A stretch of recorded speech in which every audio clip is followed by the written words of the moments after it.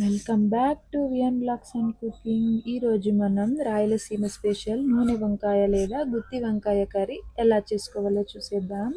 దీనికి ఫస్ట్ అయితే main ingredient వంకాయ కదా, ఆ వంకాయని ఇక్కడ చూపిస్తున్నాను చూడండి. అలా 4 ఘాట్లు పెట్టుకొని మధ్యలో కట్ చేసుకోవాలి. వంకాయలు కట్ చేసేటప్పుడు నీట్గా చూసుకొని కట్ చేసుకోండి, ఎందుకంటే ఇందులో పురుగులు ఉంటాయి. దీన్ని కొద్దిగా వాటర్లోకి ఉప్పు వేసుకొని వంకాయలు అనేది ఆ వాటర్లోకి వేసి వంకాయలు నల్లబడవు.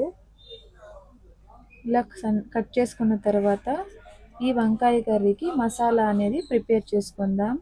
మసాలాకు కావాల్సిన పదార్థాలు: 2 టేబుల్ స్పూన్ల వేయించిన ధనియాలు, వేయించిన పల్లీలు, కొద్దిగా అల్లం, ఒక 10 నుంచి 15 వెల్లుల్లి రెబ్బలు, ఒక చిన్న సైజు ఆనియన్ కట్ చేసుకున్నది, తర్వాత పచ్చి కొబ్బరి లేకపోతే ఎండు కొబ్బరి, ఒక చిన్న సైజు 2 టమోటాలు, 2 ఏలక గుడ్లు, ఒక 4-5 లవంగాలు, కొద్దిగా చెక్క, ఒక బిర్యానీ ఆకు, 2 టేబుల్ స్పూన్ల ధనియాల పొడి, 1 స్పూన్ కారం, 2 స్పూన్ల గరం మసాలా. కారం మేము తక్కువ తింటాం, మీరు కొద్దిగా ఎక్కువ తింటే కొద్దిగా వేరియేషన్ చూసుకొని మీ టేస్ట్కి తగ్గట్టు వేసుకోండి. ఇందులో ఉప్పు వేసే క్లిప్ మిస్ అయింది, మీరైతే కొద్దిగా ఉప్పు వేసుకొని ఇలా మెత్తగా గ్రైండ్ చేసుకోండి.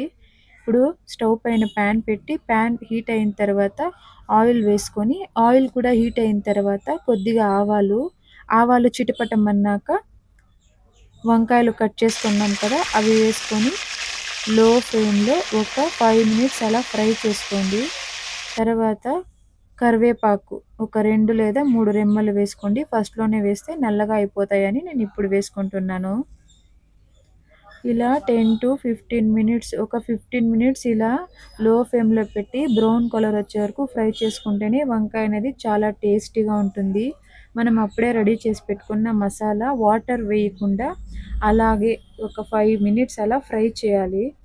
ఒక 5 మినిట్స్ అలా ఫ్రై చేస్తే మసాలాలో ఉండే పచ్చివాసన అంతా వెళ్ళిపోయి వంకాయ కర్రీ అనేది చాలా బాగుంటుంది.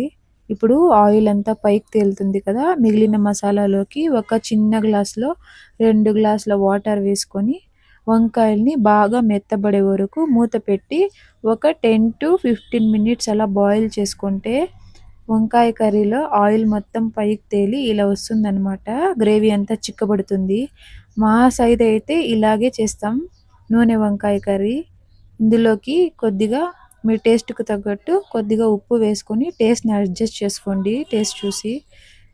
మీకు ఈ వీడియో కనుక నచ్చినట్లయితే లైక్ చేయండి, నా ఛానల్ని సబ్స్క్రైబ్